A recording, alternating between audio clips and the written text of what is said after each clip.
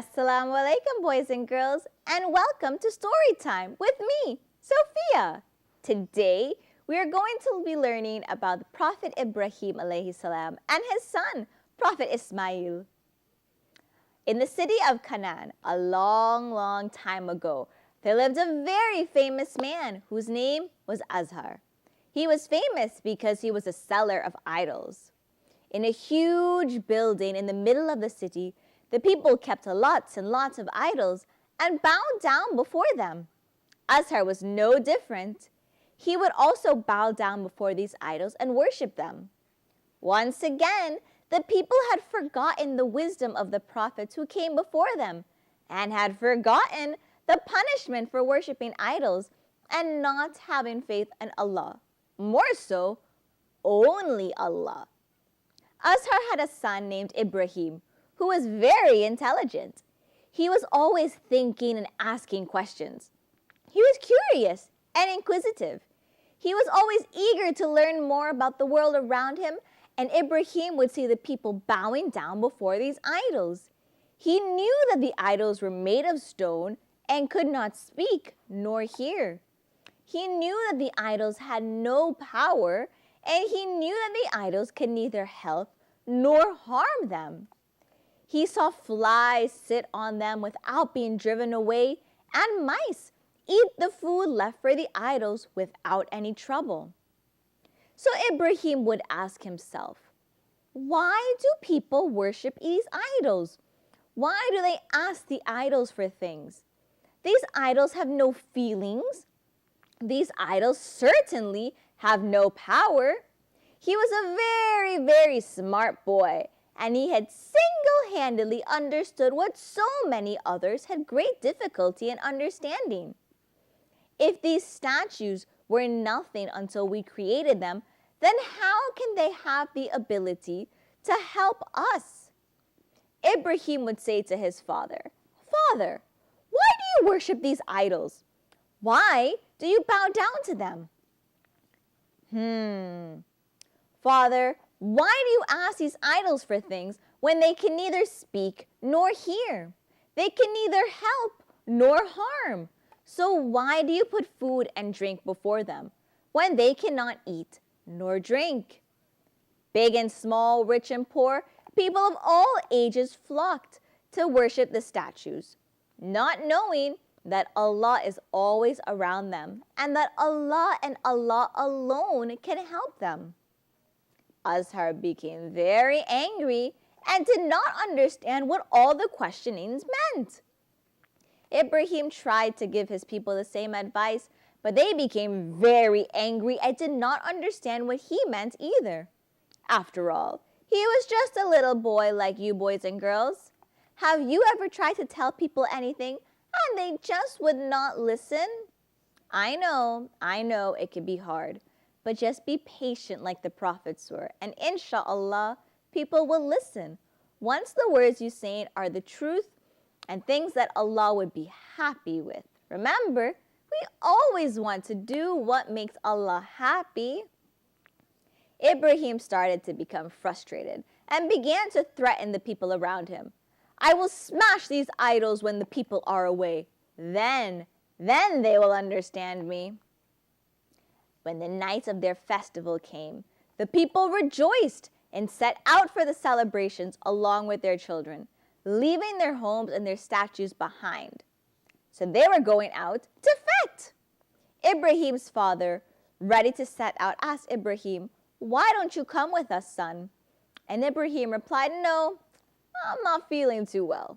So when Ibrahim was left alone at home, he went out to the huge building where the idols were kept and spoke to the idols.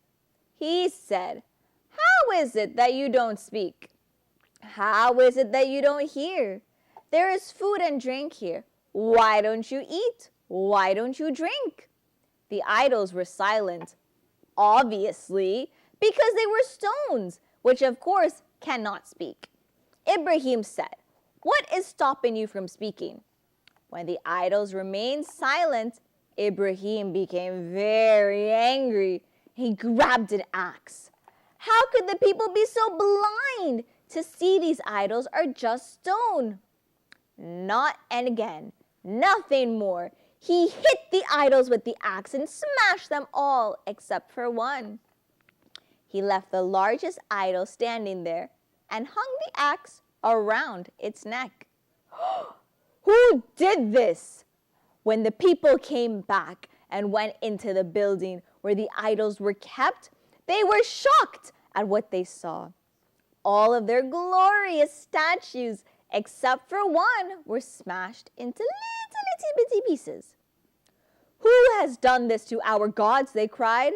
Some of them said they had heard a young man called Ibrahim talking about them. Uh-oh.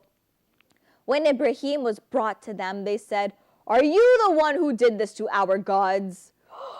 Uh-oh, was he in trouble? But Ibrahim pointed to the largest idol and answered calmly, "But this, their chief has done it. Look, he has the axe. Question that if it is able to speak." The people knew that the idols were made of stone and the stones could not hear nor speak. They knew that the largest idol was made of stone and that it could not move. So then it couldn't have broken the other idols. So then why pray to them if it couldn't have done any of these things? They said to Ibrahim, "You know that idols cannot speak." And so he asked them, "So how can you worship idols when they can't hear your prayers nor answer your prayers? They cannot help you nor harm you.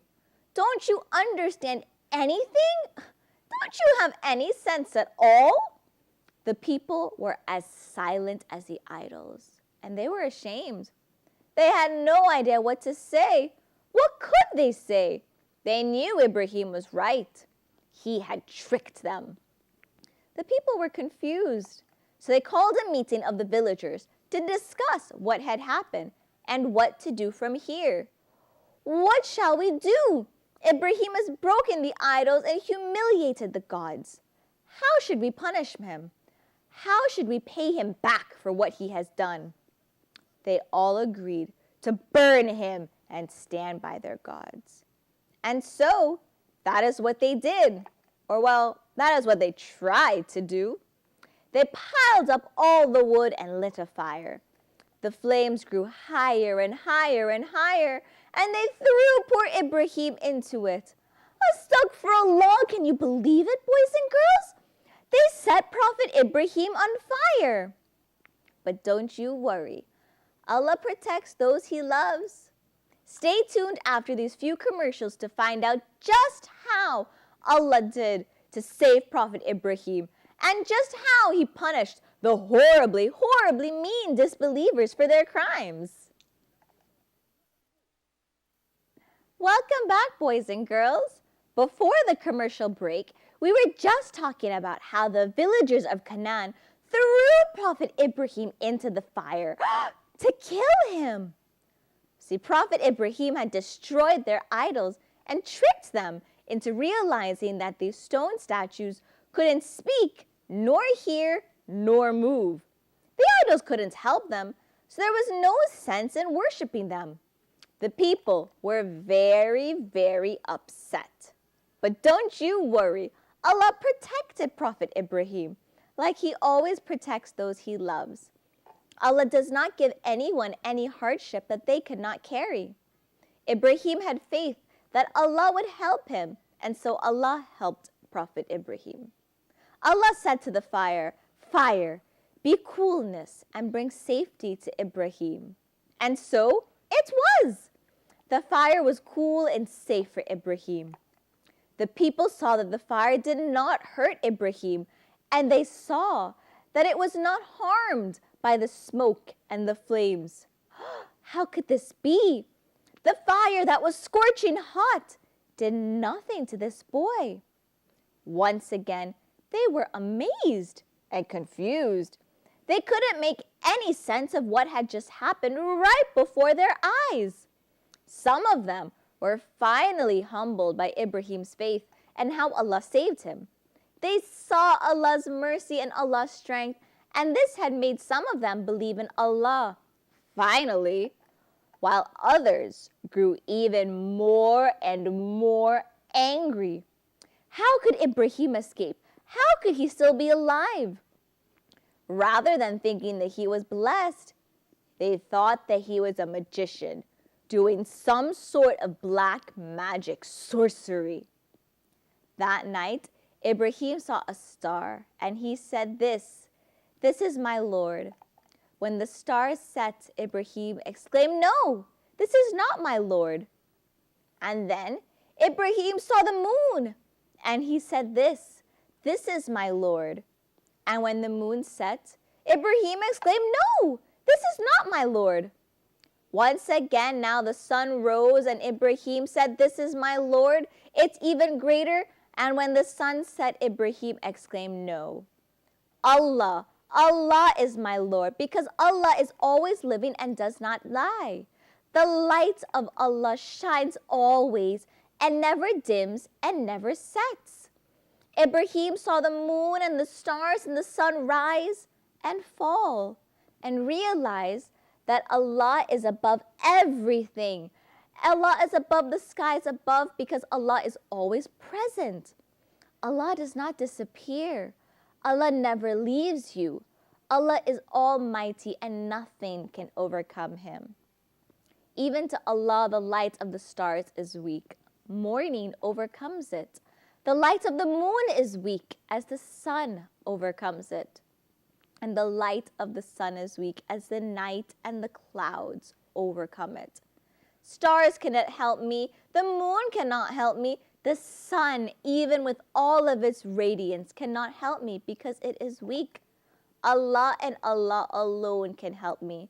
My Lord is Allah, the always present and the always powerful. Ibrahim knew that Allah was his Lord, for Allah is always living and does not die. His light shines always and never dims nor sets. Allah is the Almighty, and nothing can overcome him.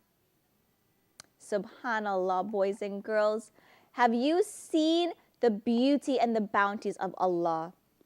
Allah guided Ibrahim and made him a prophet and his close friend. Allah commanded Ibrahim to call his people and tell them not to worship idols. Ibrahim carried out the commands of his Lord. He asked the people, What do you worship? We worship idols. And so Ibrahim asked them, Do they hear you when you call? Do they help you? Do they harm you? Do they respond? They had nothing to say besides that they had seen their fathers and their forefathers doing it. But that doesn't make anything right. Ibrahim said, I do not worship these idols. Rather, I am the enemy of these idols. I worship the Lord of all the worlds, the one who created me and the one who guides me, the one who gives me food and drink, the one who heals me when I am sick, and the one who makes me die and brings me to life. But idols do not create, nor do they guide. They do not give anyone food or drink. When someone is ill, they do not heal him. They do not bring anyone death or life. Only Allah can do that, and only Allah I will worship. Now all of Ibrahim's preaching angered the king of Canaan, King Nimrod. He was a mean and powerful king. He wanted people to bow down before him and fear him and his powerless statues, rather than any other god. When the king heard that Ibrahim bowed down himself only before Allah and would not bow down before anyone or anything else, he became very angry and he sent for him. Ibrahim came right away. And why wouldn't he? Ibrahim did not fear anyone except Allah. So the king asked, Who is your Lord Ibrahim? And Ibrahim responded, My Lord is Allah. So the king asked, Who is Allah, Ibrahim? And Ibrahim responded, The one who gives life and death. The king said, I give life and I can give death. You see? Then he had a man brought right before him and had him killed.